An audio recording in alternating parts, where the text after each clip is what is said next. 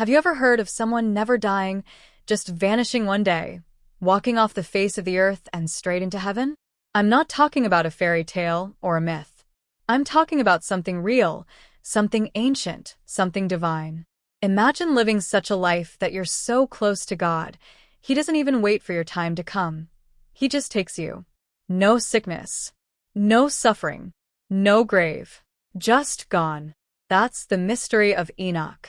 And in the next few minutes, you're going to discover the hidden truth behind one of the most puzzling and powerful figures in the Bible. This is not just a story, it's a revelation. And if you've ever wondered what it truly means to walk with God, you're about to find out. So don't go anywhere, because by the time we reach the end, you'll see why Enoch's story might just change how you see life and eternity. Now, I want to talk directly to you. Yes, you, the one watching this. You didn't click on this video by accident. Something brought you here. Maybe curiosity, maybe confusion, or maybe that quiet voice inside you that's been asking, is there more to this life? And you're not alone. Millions of people today are searching YouTube for spiritual answers. Who is Enoch? What happened to Enoch in the Bible? Did Enoch really go to heaven without dying? These are the trending questions people are asking, and you're right here at the heart of it. This story is for everyone who's ever felt a pull towards something greater, something sacred, something that makes you sit up and say, wait a second, what if this is true? Because Enoch's story is not just about him. It's about you. It's about us. It's about a deep, personal journey that speaks to our souls in a way no other ancient story quite does. I get it, there's a lot of noise on the internet. Everyone's telling a story, everyone wants your time. But this video? It's different. I'm not here just to entertain you. I'm here to take you on a journey. Asterisk, an emotional, spiritual, and mysterious journey asterisk that will stir your heart and open your eyes. So here's my promise to you: if you stay with me through this, you're going to uncover the one thing you've been searching for since the moment you clicked. Asterisk, the answer you came here to find? You're going to get it.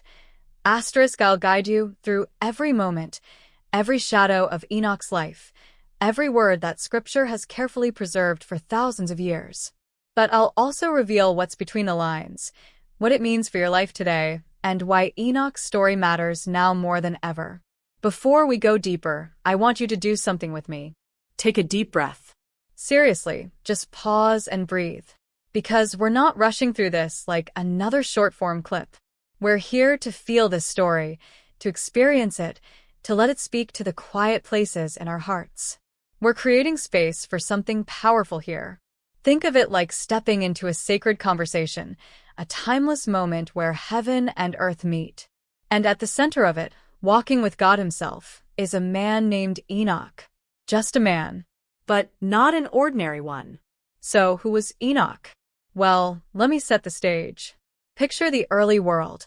Not the bustling, noisy chaos we live in today, but a world still echoing with the breath of creation. The earth was young, wild, and full of mystery. People lived for hundreds of years. Families spread across vast lands, and a quiet, holy reverence still lingered in the air.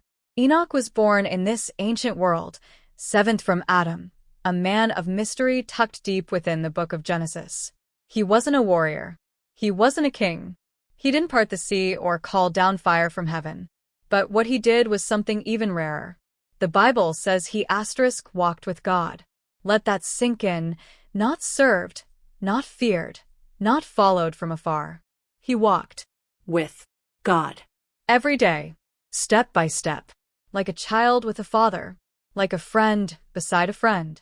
And then one day, just like that, he was gone. The Bible doesn't say he died. It says God took him. That's it. Just 3 words that shake the very ground of human understanding. No explanation. No grave. Just taken. Now tell me, asterisk, what does that mean? Asterisk, what kind of relationship must Enoch have had to be lifted out of time, out of pain, out of the human story entirely? And more importantly, asterisk, is that kind of relationship still possible today? Asterisk. Let's pause for a second. Imagine your own life. The ups, the downs, the moments you felt something bigger calling you. Maybe it was in the quiet of the night, maybe in a storm, maybe while watching someone you love slip away. In those moments, didn't you feel it? That whisper from another world, that pull toward the divine? Enoch didn't ignore that pull. He followed it every single day. And that decision, to walk instead of run, to listen instead of shout, to seek instead of scroll, changed everything. And if he did it, maybe we can too. But let me tell you this. Not everyone around Enoch understood him. And not everyone wanted to walk the same path. The world was growing darker. Violence was rising. People were chasing power, wealth, and pleasure. Sound familiar? Enoch was living in a world not so different from ours. A world full of distractions and destruction. But he chose differently. He chose God. And that choice set off a chain of events more powerful than anyone could have imagined. Now, before we dive into what happened next, and trust me, it's going to blow your mind, we need to talk about something most people miss. You see, Enoch wasn't just mentioned in Genesis. His name shows up in Hebrews, in Jude, even in ancient writings that didn't make it into the final Bible canon, like the Book of Enoch. That's right, his story was so powerful, it echoed through generations. And it left behind a trail of clues, hints, and mysteries that have baffled scholars and inspired believers for centuries.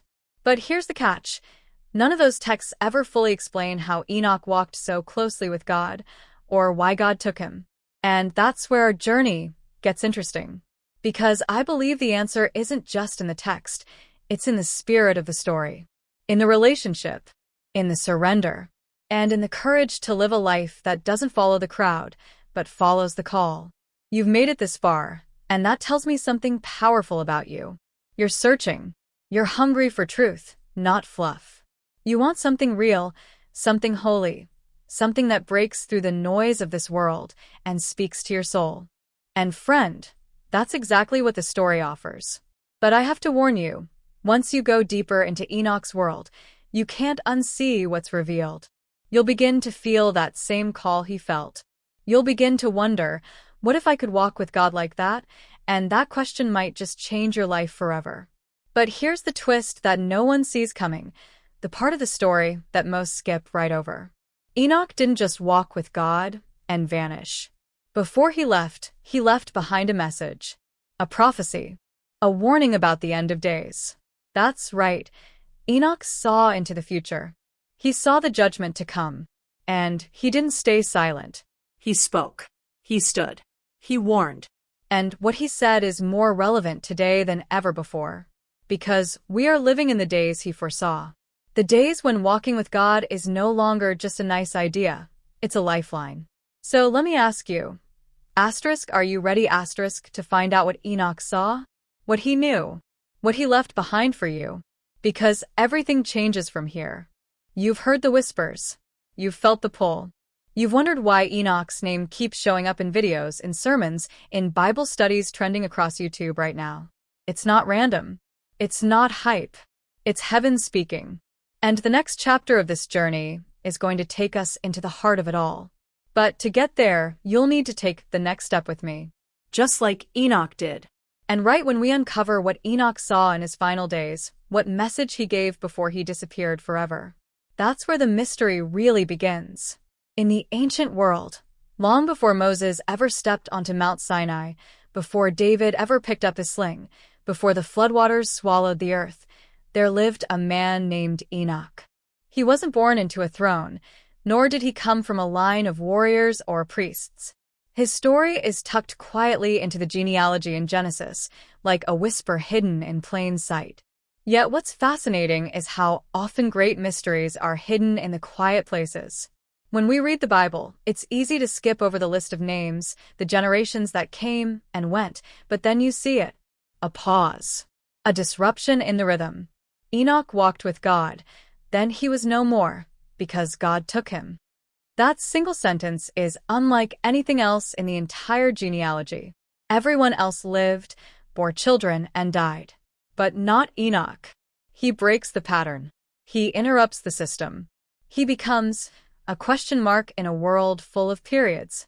What kind of man lives a life so holy, so close to the Creator, that he doesn't face death?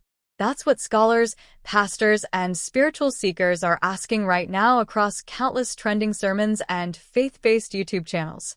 But let's slow down for a moment and ask a more human question. What was Enoch like as a person? What did his daily life look like?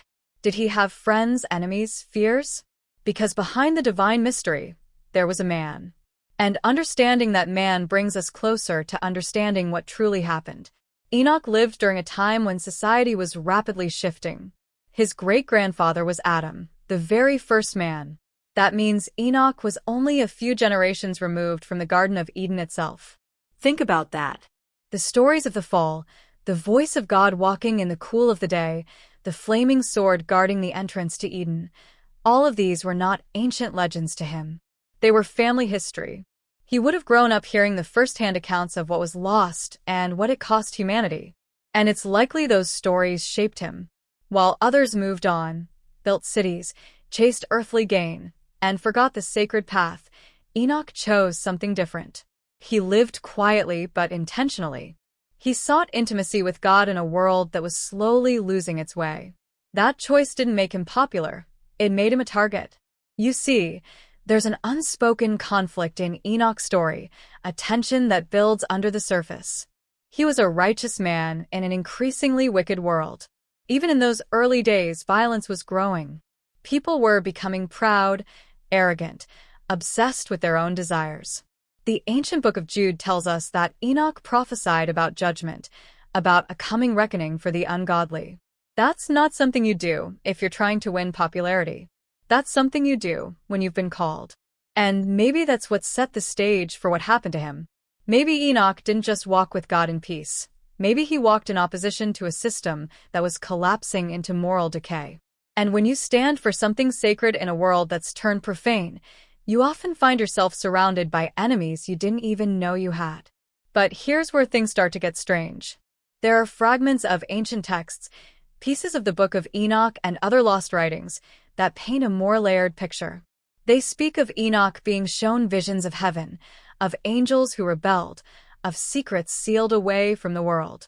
Could it be that Enoch wasn't just walking with God in a poetic sense, but that he was being prepared for something much larger than anyone around him understood? Could his disappearance be connected to knowledge he carried, knowledge that was too dangerous to remain among men? And yet, we're left with questions. Was Enoch taken because of his purity, or because he became a threat? Were others watching him, studying him, perhaps even fearing what he knew? The world around him was growing darker. Giants, referred to in ancient texts as the Nephilim, were said to roam the earth. The boundaries between heaven and earth were starting to blur. Some say the fallen angels were manipulating humanity, spreading corruption and secrets not meant to be known. And in the middle of it all stood Enoch, a man who had seen too much, who understood too deeply, who refused to bend to the chaos. He wasn't alone. He had a family. He fathered Methuselah, who would go on to become the longest living man in the Bible. And it's through Methuselah that a line is drawn directly to Noah. That's right, Enoch was Noah's great-grandfather, which means his legacy had ripple effects far beyond his time. But how much did he share with his family before he was taken? Did Methuselah know what was coming? Did Enoch leave behind clues? Prophecies? Or was his silence the cost of being taken into the presence of God? And then there are the red herrings, details that don't quite add up, mysteries that lead us in circles. Why is Enoch's story so brief in Genesis if he played such a major role in Jude and Hebrews? Why are ancient texts like the Book of Enoch referenced by early Christians but left out of the Bible? Was something hidden? Suppressed? Or was it simply too holy, too strange, too outside the bounds of human understanding? Even today, many people argue about whether the Book of Enoch should be considered scripture. Yet it continues to surface in trending discussions, especially among those exploring end-times prophecy, angelic realms, and hidden truths of the Bible. As we peel back the layers, it becomes harder to separate what is history, what is prophecy, and what is danger. Because the deeper we go into Enoch's world, the more we feel like we're stepping into something that was never meant to be ordinary. Every answer seems to raise another question. Every clue seems to deepen the fog. And maybe that's by design. Maybe some truths are meant to be discovered slowly, with reverence, with a readiness that only comes when your heart is searching for more than facts, when it's searching for faith. And now, here's where the tension starts to rise. Because if Enoch was taken because he knew too much, if his walking with God gave him access to things others were forbidden to see, then who was watching him? Who wanted to silence him? Who stood to lose the most if his message spread? Could there have been individuals, even spiritual beings, who had something to hide? And if so, what might they still be hiding now? The questions only get bigger from here, because we haven't yet uncovered what Enoch saw in his visions. We haven't yet unpacked the message he left behind for future generations. We haven't yet revealed the secret that may explain why God didn't let him die. And just as we begin to get close, the trail suddenly grows cold, like a fire that's been covered, glowing softly beneath the ashes. Waiting, watching, whispering. What was Enoch really taken to protect? And who might be trying to keep us from finding out? As the world around Enoch continued to drift further from the sacred path, his walk with God became not just a journey of faith, but a line in the sand, one that separated him from everyone else.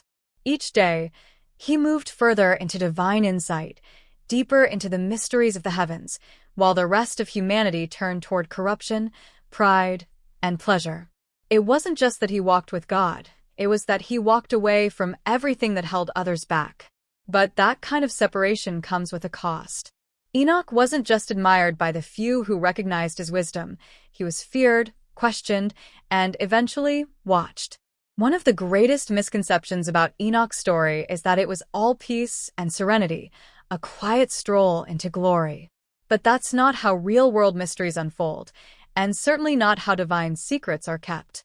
According to fragments found in ancient scrolls, there came a time in Enoch's life when he was shown visions that pierced the veil between heaven and earth. These weren't just symbolic dreams, they were revelations of angelic rebellion, of coming judgment, of spiritual realms that operated behind the scenes of human history. And not everyone welcomed what he saw. The moment he began to speak out, the silence broke. The Watchers, those ancient spiritual beings mentioned in texts like the Book of Enoch, began to pay attention. Whether they were sent by God or had their own hidden agenda is a mystery that has never been fully resolved. Enoch started to record what he had seen, writing down prophecies, teachings, warnings. But then something strange happened. One of his scrolls, said to contain detailed visions of the end times, disappeared. It was last seen in the care of one of his closest allies, a man named Azrael, who had walked beside him for years. Azrael had always seemed loyal, devoted even, but something about his behavior started to shift. He became distant, evasive, nervous when questioned. He claimed the scroll had been stolen in the night, but the evidence didn't quite line up. No signs of forced entry. No tracks. Nothing was missing except the scroll. When Enoch pressed him for details, Azrael's story changed again. That was the first moment Enoch realized the truth might be harder to hold on to than he thought, and that not everyone who appeared to walk beside him was walking in the same direction. Around this time, warnings began to come, not from enemies, but from those within his circle. A young shepherd named Eliah, who had once looked up to Enoch like a father, came to him in secret one night. His eyes were filled with fear. He said he'd overheard something, whispers among the elders, quiet threats spoken in the dark. They said Enoch was dangerous, that his visions stirred unrest, that his teachings were too much for the people, that they would only lead to panic, or worse, rebellion. Eliah begged him to stop. He told him plainly, if you keep digging, something or someone is going to stop you. Enoch was no fool.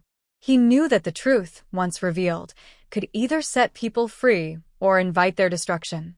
And yet, the more he was warned, the more he felt compelled to press on. But now he was being followed. He'd feel it during his morning walks, shadows shifting behind trees, movement just beyond the edge of his vision. He stopped speaking publicly, began moving his gatherings to hidden places. His family began to worry, not just about his safety, but about his mind. Even Methuselah, who loved and respected his father, questioned whether it was time to let it go. Still, Enoch refused. He knew that the scroll wasn't just a piece of parchment, it was a key. A key to understanding what was coming. A key to understanding why he was chosen. And most importantly, a key to what it meant to truly walk with God when the world around you was walking off a cliff. Then came the most unsettling moment of all. One morning, before the sun had fully risen, Enoch returned to the sacred place where he'd often gone to pray and receive visions. But something was different this time. The place felt heavy. The stillness wasn't peaceful. It was tense, expectant. And there, carved into the rock where he usually knelt, was a symbol. It hadn't been there before. It looked ancient, otherworldly. He reached out to touch it, and the moment his hand met stone, he was hit with a vision so intense it knocked him to his knees. Flashes of fire. Giants marching across the earth. A sky torn open by light and thunder. And then silence. Total, deafening silence. When he came to, he found something placed beside him. A small object wrapped in dark cloth. It wasn't his. He opened it slowly, and inside was a shard of the missing scroll. Just one torn piece. But it wasn't written in his handwriting. Someone else had it. Someone else had read it. And now they were sending a message. Whether it was a threat or a warning, he couldn't yet tell. But one thing was clear. The game had changed. He was no longer just a man seeking truth. He had become part of something far bigger, far more dangerous than he could have imagined. And as he looked up at the sky, still dark and pulsing with the echo of his vision, one question burned through his mind. Who else knows what I know? And what are they willing to do to keep it hidden? While Enoch stood in that still and silent grove, staring down at the shard of the scroll that wasn't in his own handwriting, something deep within him shifted. It wasn't just the shock of what he saw, it was the undeniable realization that he was no longer the only one involved. Someone else had access to the same divine knowledge, or worse, some distorted version of it. And yet, whoever left the fragment didn't confront him face to face. They didn't make demands. They didn't speak. They just left a trace, a breadcrumb. That's not how enemies operate. It's how players move in a game with rules you haven't been taught. Enoch's world, already full of shadows and signs, had now cracked wide open, revealing a second layer of conflict beneath everything he thought he understood. But the mystery didn't stop with him. That same day, miles away in a distant village at the edge of the lowlands, a woman named Sarah, Enoch's niece, daughter of his late brother, was visited by a stranger. Sarah was no prophet, no visionary, but she'd always been deeply perceptive. She'd grown up listening to her uncle's quiet teachings, absorbing the wisdom he never shared with the public. She knew his walk wasn't just symbolic. She believed him. But she'd also kept her distance, fearing what it might cost to be too close to someone who challenged everything the world had grown comfortable with. That morning, she found a package left by her door. No markings. No tracks in the dust. Inside was a clay tablet etched with unfamiliar symbols, eerily similar to the ones Enoch saw carved into the stone. But what shook her most wasn't the artifact. It was the message that came with it, scrawled in crude ink on dried bark. Asterisk, he's not the only one who walks. You've been seen too. Asterisk. Until now, Sarah had remained hidden in Enoch's shadow. But this message pulled her out, forcing her into the very center of a spiritual conspiracy that seemed to be growing. She knew she had to find her uncle.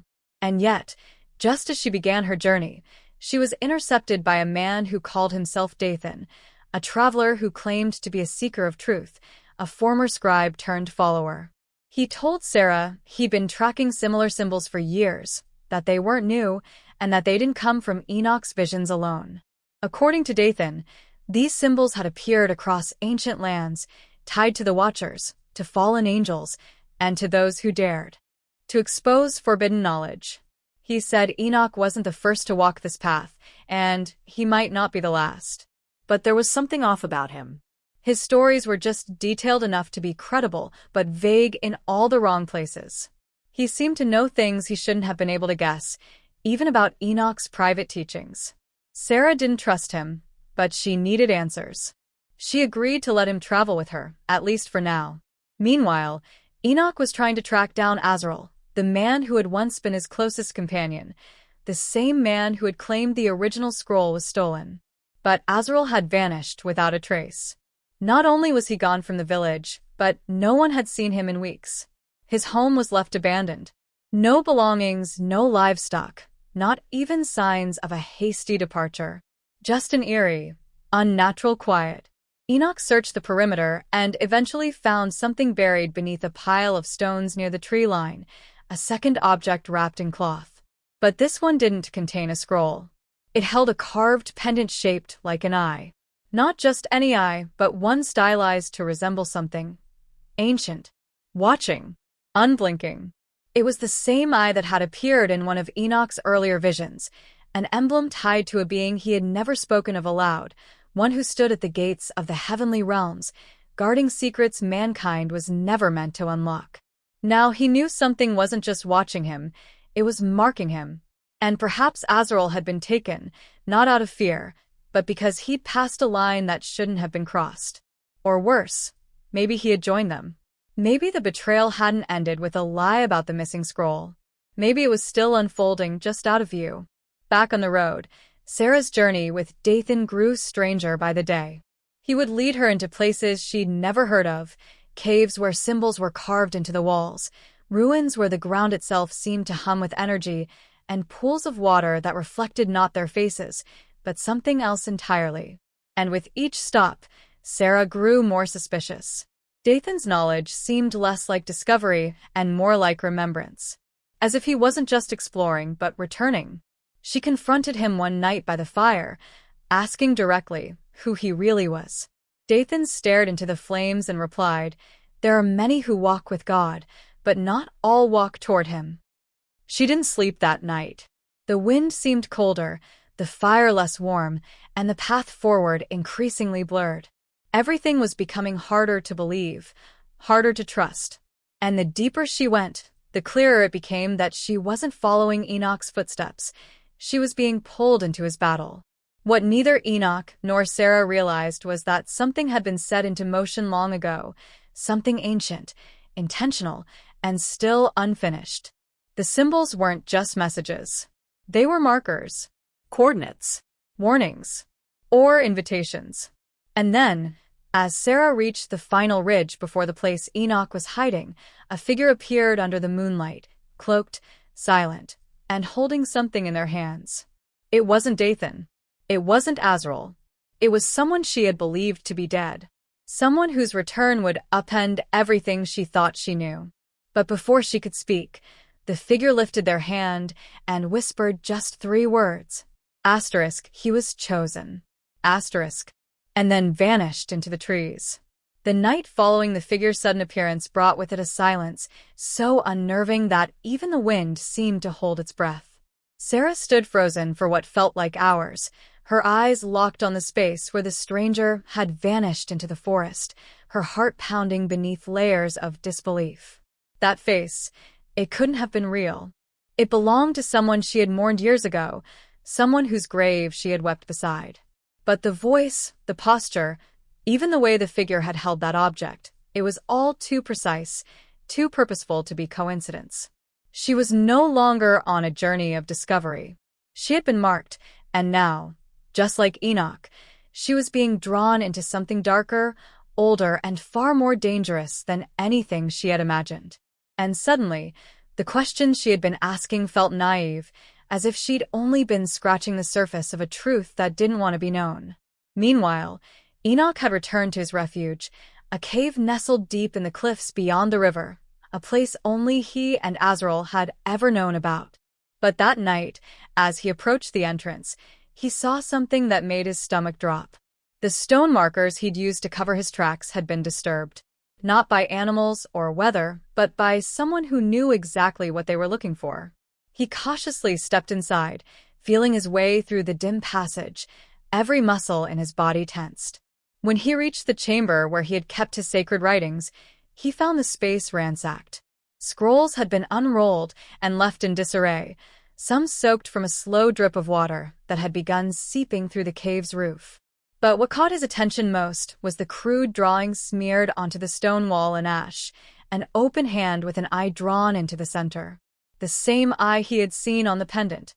The same eye Sarah had unknowingly described in her dreams as a child, back when she used to speak of voices that whispered in the wind.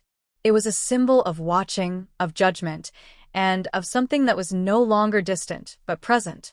Then came the sound, barely audible at first, a soft scraping like stone against stone. Enoch turned, heart pounding, and stared into the black mouth of the corridor behind him. Nothing moved, and yet, he couldn't shake the feeling that he was no longer alone. He stayed awake the rest of the night, sitting with his back against the cave wall, his staff clutched in his hands, the fire reduced to faint embers. For the first time in years, the man who had walked so closely with God felt truly vulnerable. Not in spirit, but in body. Something wanted him gone. Not silenced through violence, perhaps, but erased through fear, through confusion, through isolation. And it was working. By morning, he ventured out and made his way toward the nearby glen where he had planned to meet Sarah, only to find a small, blood-stained cloth left hanging from a tree, folded carefully and pierced through with a wooden pin. It was a scarf he recognized. It belonged to Elier, the young shepherd who had once warned him to stop digging deeper. There was no message, no clue, just the cloth and the unmistakable meaning behind it, a warning or a declaration. Either Elier had tried to help and paid the price, or someone was using his belongings to send a very clear message. Asterisk, you're being watched, and those around you are no longer safe. Asterisk. The thoughts spiraled inside Enoch's mind like a rising storm. Who could he trust now? Azrael was gone. Elia had vanished. Sarah, last he knew, was still en route, but if someone knew about the cave, they likely knew about her too. And the scroll, what remained of it, was becoming less of a guide and more of a burden. Each symbol he studied now felt less like revelation and more like a key to a door that should never be opened. Still, he couldn't let it go. Whatever had begun, he had to see it through. He had to know the full truth. Because if he didn't, someone else would shape that truth into a weapon and use it against everything he held sacred. Back in the woods, Sarah was grappling with a different kind of fear. Dathan had disappeared. One moment he was walking beside her, discussing the old languages carved into the cliffs. And the next he was gone, no sound, no rustle, no trail. At first, she thought he was playing one of his strange games, testing her resolve. But hours passed. Night fell. Still no sign. That's when she noticed her satchel had been opened. Inside, her notes, pages copied from Enoch's early scrolls, were missing. And in their place, a single, folded piece of black parchment with a message written in glowing ink that seemed to shimmer as she read it under the moonlight. Asterisk, what you seek is already watching you. Asterisk. Sarah's breath caught in her throat. The words weren't just threatening. They were familiar. They echoed the same warnings from her childhood, the dreams she had tried to forget. Dreams of fire without heat, faces without eyes, and voices that knew her name before she'd ever spoken it aloud. Her legs felt heavy as she stumbled backward, falling into the moss and cold soil. Tears welled up in her eyes, not from fear, but from the crushing realization that her life had been moving toward this moment all along, and she had never seen it coming. And in that moment, in two separate places, both Enoch and Sarah understood something that neither had dared to say aloud. This wasn't just about lost scrolls or prophetic dreams. This was war, an ancient one, waged in silence, in shadows, between those who served the light and those who wore it like a disguise.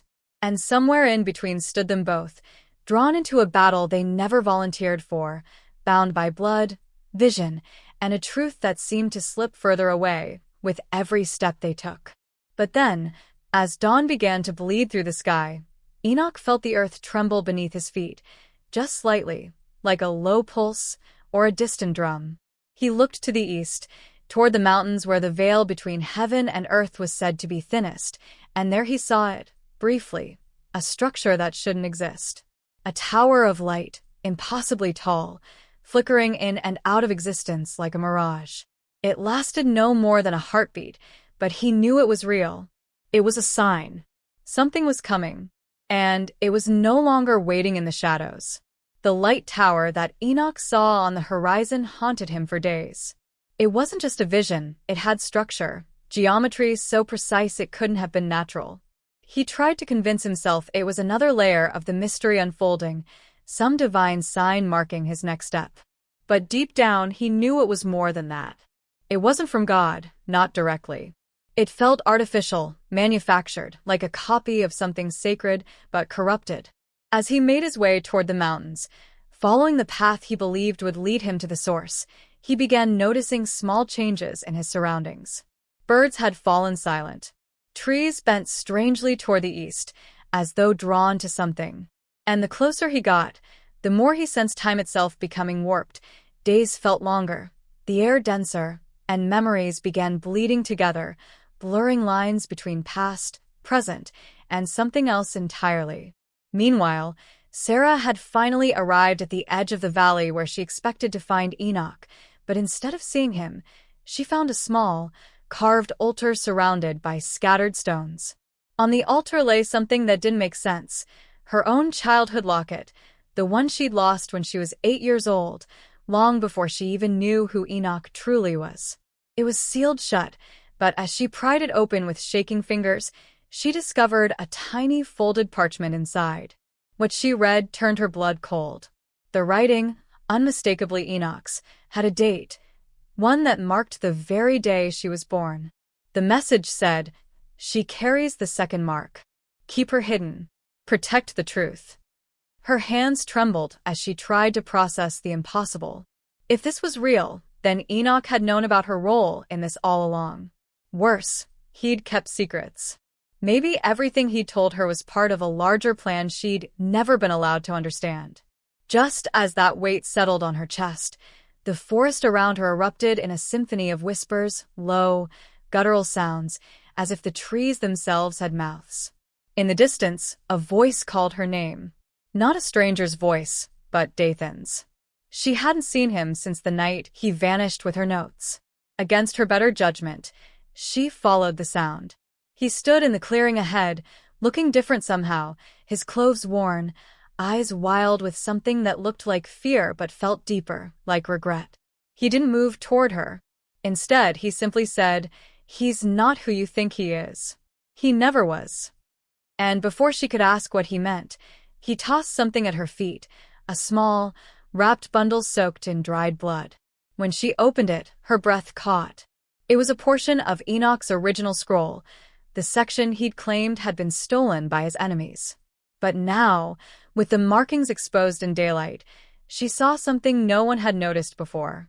Beneath the coded language, underneath the layers of sacred symbols, were etched coordinates, specific ones, detailed enough to map, and they led not to holy ground, but to a man-made facility hidden in the northern mountains.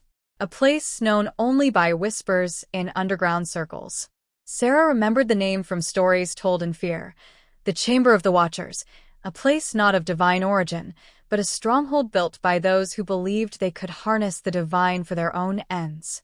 And suddenly it all twisted. The Watchers. The visions. The symbols. What if this wasn't just spiritual warfare? What if someone had taken real prophecy and weaponized it, rewriting it, reinterpreting it, bending it for power? Enoch, at that very same moment, reached the base of the flickering light tower. What he found wasn't a sacred temple, but a relic from an ancient civilization, one not remembered by scripture, but erased by it. Carvings on the walls weren't worshipful, they were scientific. Diagrams, equations, star charts. He wasn't walking into heaven. He was walking into a construct built to mimic the gates of heaven, made by those who had once been cast out. And in the center of it all, sealed inside a glass chamber, was Azrael, Unaged unmoving and bound by what looked like roots made of light and shadow. Enoch fell to his knees, not from reverence, but devastation. His closest ally hadn't betrayed him. He'd been a prisoner, possibly the first warning that something was terribly wrong. Then came the voice, from everywhere and nowhere at once. It wasn't divine, but familiar, eerily so. It was his own voice, distorted, echoing from the walls. You believed the walk was a gift. But it was a test. You passed the path, but failed the truth. Everything he thought he knew collapsed inward. The walk wasn't about ascending. It was about being watched, studied, tested, by those who had fallen long before him and were waiting for someone with access to the divine to finish what they started. The ones who couldn't enter heaven had built a door to drag heaven down to them. And Sarah? She was the key. But she didn't know yet. And somewhere between truth and lies, the battle for who would rewrite the story of Enoch had just begun. The air inside the structure was thin, metallic, and pulsing with a low hum that made Enoch's skin crawl. Every step he took deeper into the chamber felt like a betrayal of everything he once believed.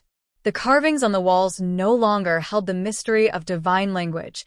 They screamed manipulation, twisted truth, a counterfeit holiness designed to deceive those desperate for meaning. And yet, it was the figure in the center that pulled at him most. Azrael, his brother in spirit, suspended and motionless. Encased in what looked like glass, but shimmered like living water. Enoch approached slowly, heart thudding against his ribs, until he saw it, his own name etched into the base of the chamber. Not in reverence, but as part of a diagram. He wasn't a prophet. He was part of an experiment. And someone had planned this all long before he ever walked the earth. But before he could act, the lights shifted, and a new voice echoed through the room. It wasn't his own this time. It was hers, Sarah. Not in person, but through a communication panel embedded in the wall. Her voice was trembling, raw, like she had been crying for hours. She had found the coordinates. She knew where he was. But more than that, she had uncovered something else. Something he had never wanted her to find. Her mother's journal. Pages and pages of notes, scribbled observations and warnings. It revealed that Sarah's birth wasn't accidental. She had been chosen, bred, even, by a sect of believers who believed that one day she would either open the gate to divine restoration or doom it to corruption. Her life, her family, her entire reality had been orchestrated as part of this grand scheme. And Enoch, he had known fragments of it all along. Enough to piece together the puzzle, but never enough courage to tell her. And now, she was the one demanding answers. The ultimatum was clear: meet her, face her, and tell her the full truth, or she would destroy everything they had uncovered, burn the scrolls, and vanish into the world, leaving behind the destiny others had forced on her. Enoch felt the weight of every word. She wasn't threatening him. She was breaking. And for the first time, he understood what it meant to be truly alone. Not because people had left him, but because he had kept them at arm's length to protect them. Or so he thought. But protection and manipulation can wear the same face when viewed in the light of truth. He left the chamber and began the descent back down the mountainside, every footstep dragging like it was bound by chains of guilt. The storm clouds gathered above, thick and low, growling across the sky like a warning. When he finally reached the meeting point, she was already there, sitting beneath the broken archway of an ancient ruin, her eyes red, her hands covered in dust and ink. She didn't rise when he approached. She just looked at him and asked a single question: "Did you ever plan to tell me who I really was?" Enoch stood frozen, unable to speak. Because the answer was complicated. Because the truth had shifted so many times in his hands that he wasn't sure what was left of it. He sat down beside her and finally began to speak, not as a prophet, not as a guardian, but as a man who had made mistakes trying to do what he thought was right. He told her about the scrolls, the experiments, the way the Watchers had infiltrated the ranks of those who still claimed to serve the light. He told her about her mother, about the warnings, about the fear that kept him silent all these years. But when he finally looked her in the eyes, what he saw wasn't anger, it was pain. Deep, crushing pain. Because she didn't want prophecy. She wanted truth. And he had let her walk blind into the storm for far too long.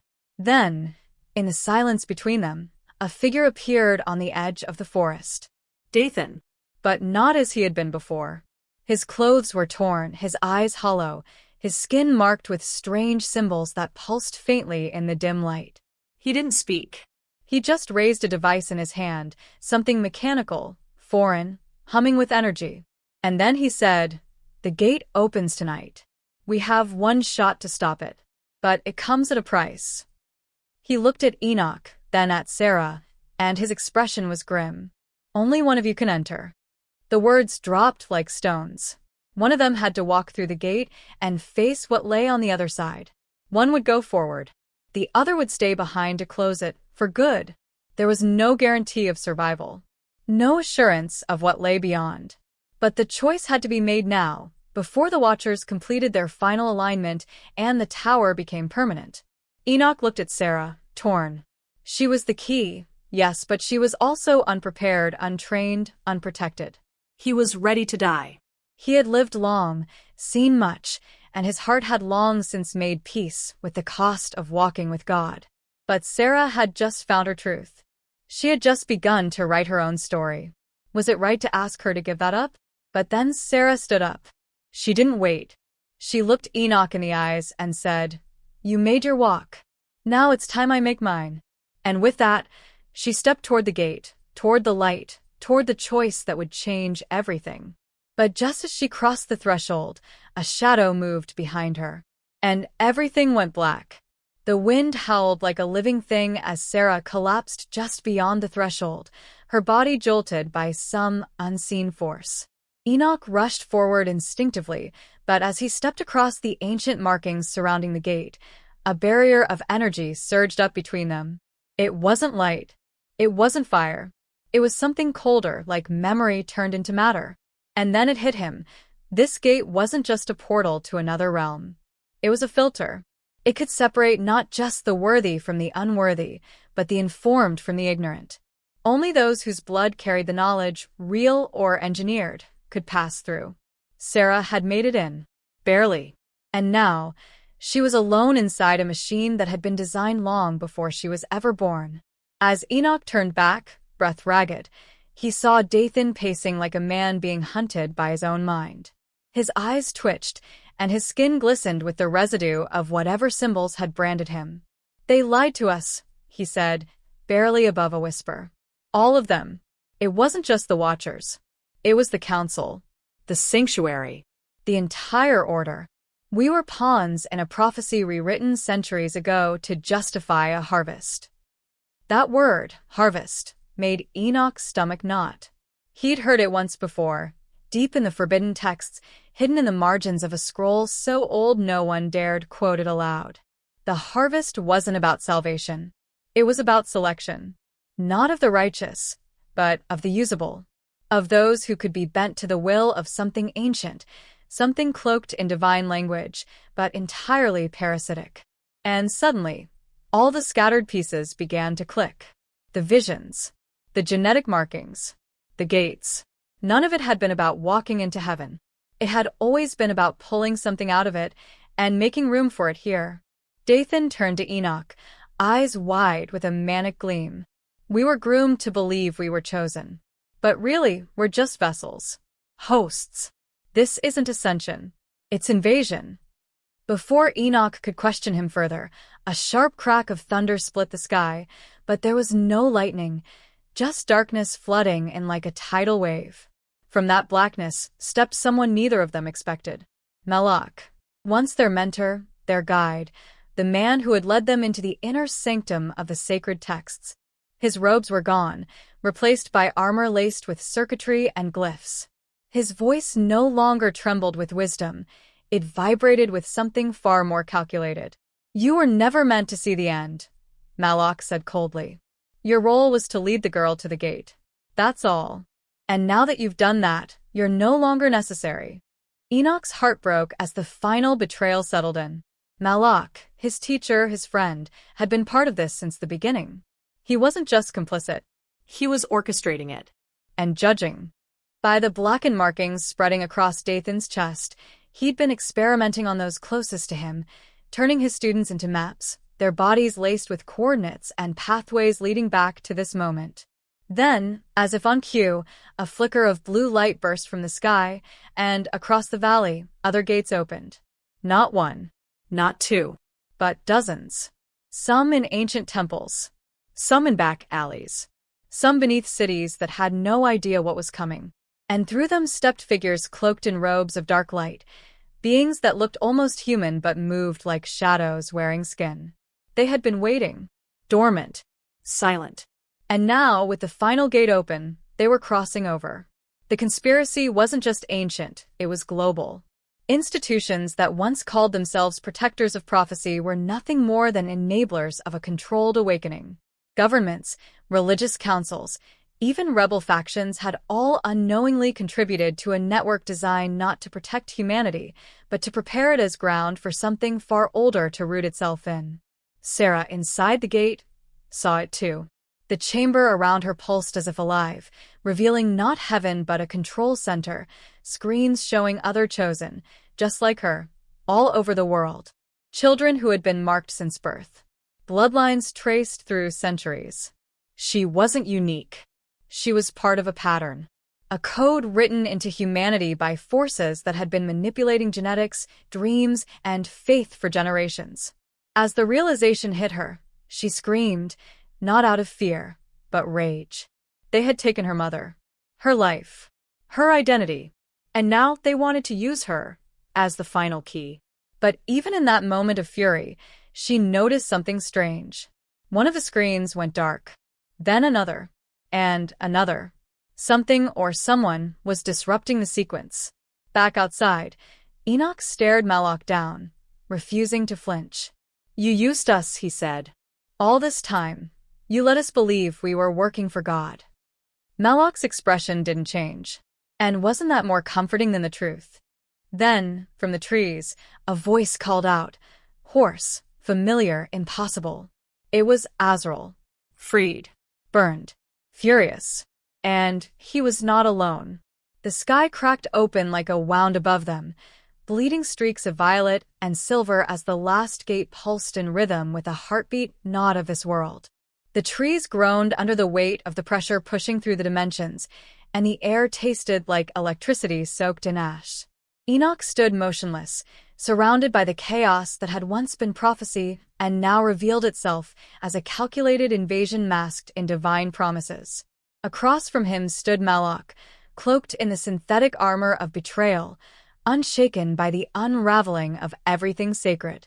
Behind them, Sarah fought to regain control of the gate's core from inside, her body trembling as it absorbed data not meant for the human mind. She saw everything, the full scope of the deception, the way ancient texts had been twisted into maps for colonization, the real purpose behind the so-called chosen bloodlines. They weren't holy. They were fertile ground. And tonight, the harvest had come. But Malak had underestimated one thing: emotion. Human love, human memory, human resilience. Enoch hadn't come this far to surrender, and he hadn't raised Sarah to be a pawn in someone else's war. As Malak raised a hand to trigger the final alignment, activating every remaining gate across the globe, Enoch charged, not like a soldier, but like a father, a friend, a man who had failed too many times and refused to fail again. The device strapped to Malak's forearm shimmered with glowing inscriptions, ready to initiate the final sequence. But Enoch wasn't after the tech, he was after Malak's resolve. And he knew exactly how to break it. He reached into his coat and hurled something across the field, the last page of the Forbidden Scroll, the original prophecy, unaltered, hidden away in a hollowed tree trunk for years. Malak's eyes widened for the first time in decades. That page contained the unfiltered truth that the one who walks into heaven is not the chosen, but the challenger. That whoever dares to interrupt the cycle is the one worthy of transcendence, not the one who obediently follows it. The prophecy had never been about obedience. It had always been about defiance. That second of distraction was all Enoch needed. He slammed into Malak with a roar that echoed across the valley. The two men crashed to the earth, wrestling amid dust and shattered stone. Their battle more than physical. It was a war of beliefs, of shattered loyalties, of years spent serving the wrong master. Enoch struck with everything he had, but Malak was stronger, altered by whatever energy he had been feeding on. He gripped Enoch by the throat, lifting him as the gates howled louder behind them. You think you've won? He spat, eyes glowing with unnatural light. This doesn't end with you. It never did. But just as Enoch felt his vision blur, a scream rang out, a frequency so high it cracked the stones beneath their feet. Sarah's voice. From inside the gate, she had found the override. The seed language encoded deep within the network. She wasn't just a conduit. She was the failsafe. Her DNA carried not only the key, but the firewall. Her mother had designed it that way. One chance to shut the gates forever. But it would cost her everything, her mind, maybe her life. With one final breath, she reached out and touched the central prism. A shockwave burst through the realm, knocking Enoch and Malak apart. All around them, the false prophets dropped to their knees, their energy feeding back into the system, destabilizing the portals. The shadowy figures trying to enter this world froze, suspended in the gates like insects caught mid-flight. Then, one by one, the gates began to collapse, sucked inward by the very energy that birthed them. Malak screamed, crawling toward the device on his arm, but Enoch kicked it away and pinned him down. "It's over," he said, not in triumph, but exhaustion. "You lost." Malak thrashed, snarling like a beast, but he knew it was true. Everything he had built, all the lies, all the manipulations, had been unraveled by the one thing he couldn't control, human will. Then came the silence. Not peace, just absence. The storm above evaporated, the light dimmed, and the air turned still.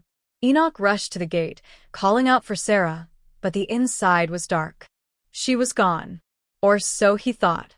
Because just as he dropped to his knees in despair, the prism shimmered once more, and a small sphere of light emerged.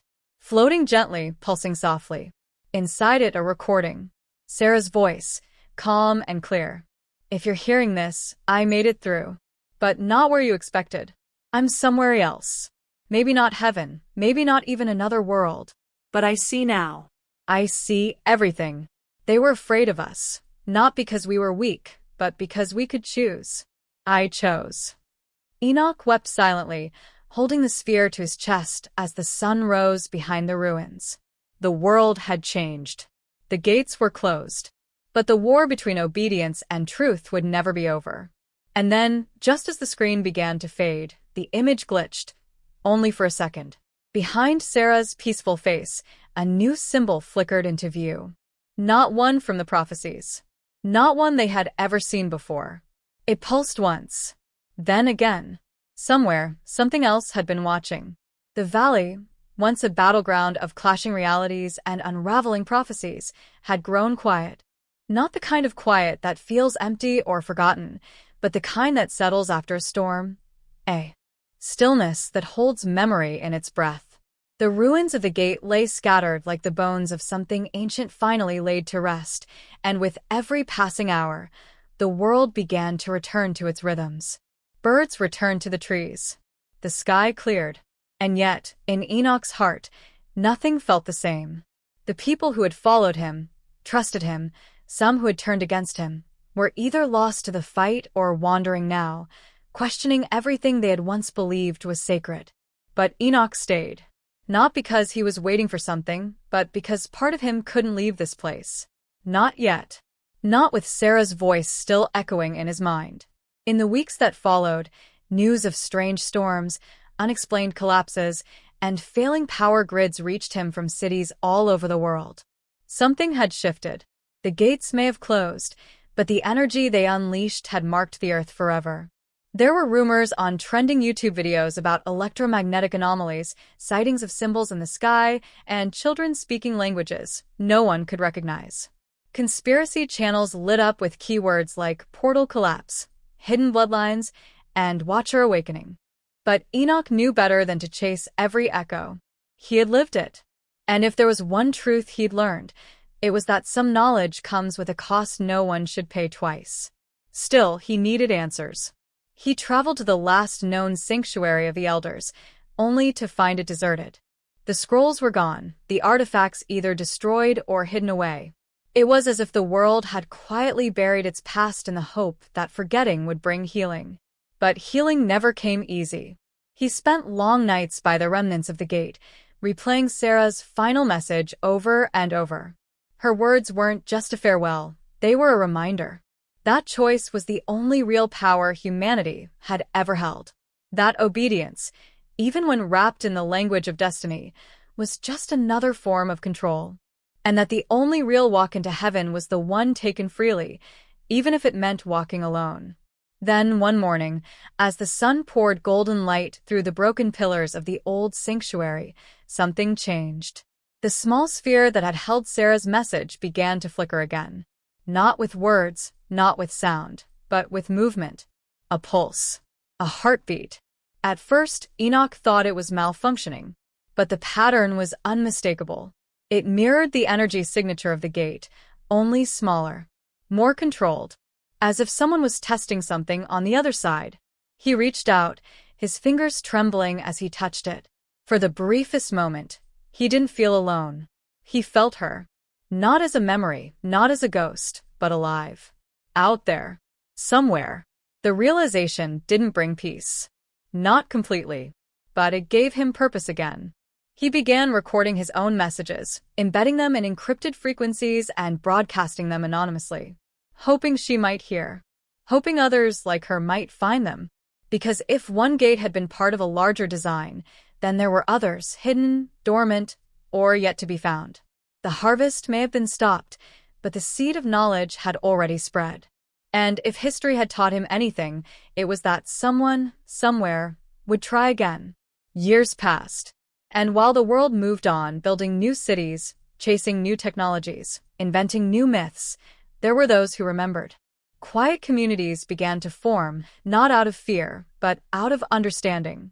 Not cults or conspiracies, but guardians, keepers of stories too dangerous to be told outright.